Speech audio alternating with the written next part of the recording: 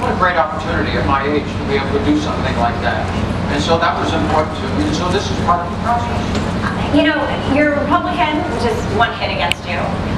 You're also a person of faith, which is another hit against you.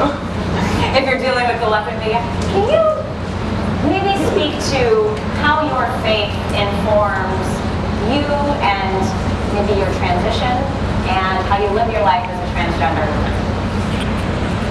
Faith has a lot to do with it. Actually, you may not know, Chris and I, back about 6 or 7 years ago, we helped a pastor who was not working at the time start his own church, called California Community Church. And Pastor Brad has been a good friend and just wonderful to me. I have always, when I explained myself, like my children, to anybody, I would always use this. I would say, look, okay, this is how it goes. I said, God's up there making little Bruce, okay? And so he's looking down, he says, okay, what do we do with this one? Well, let's make him a good-looking guy. Let's give him good looks. Let's make him intelligent. Give him great drive, great enthusiasm for life and all this sort of stuff. Well, let's make him athletic. That's, you know, in fact, with this one, let's make him really athletic, okay? That's cool.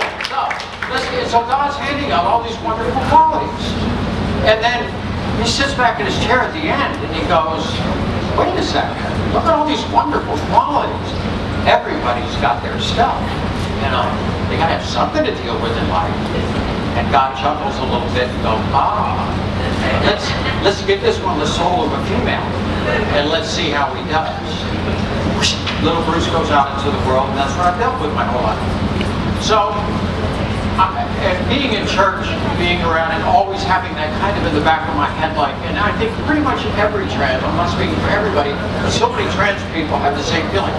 Why me? Why did God do this? Why is my identity and my gender in my head 24 hours a day, 365 days out of the year, and I can't get rid of it?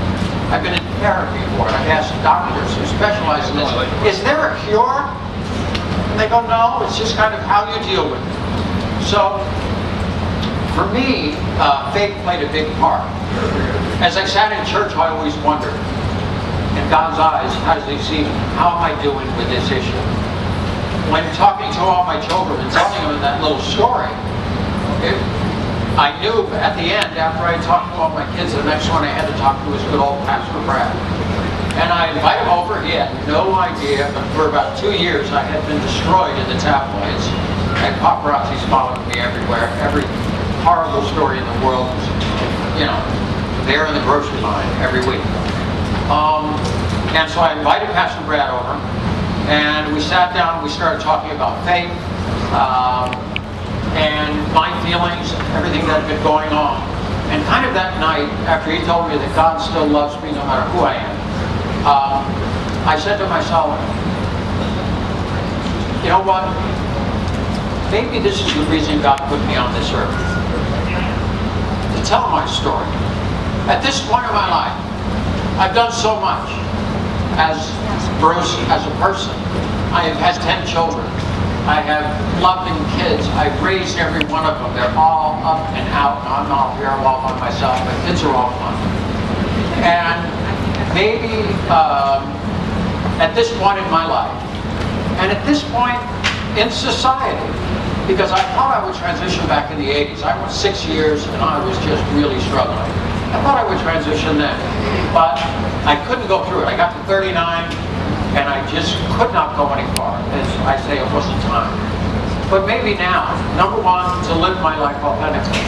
And number two, in God's eyes, maybe he thinks I can make a difference in the world.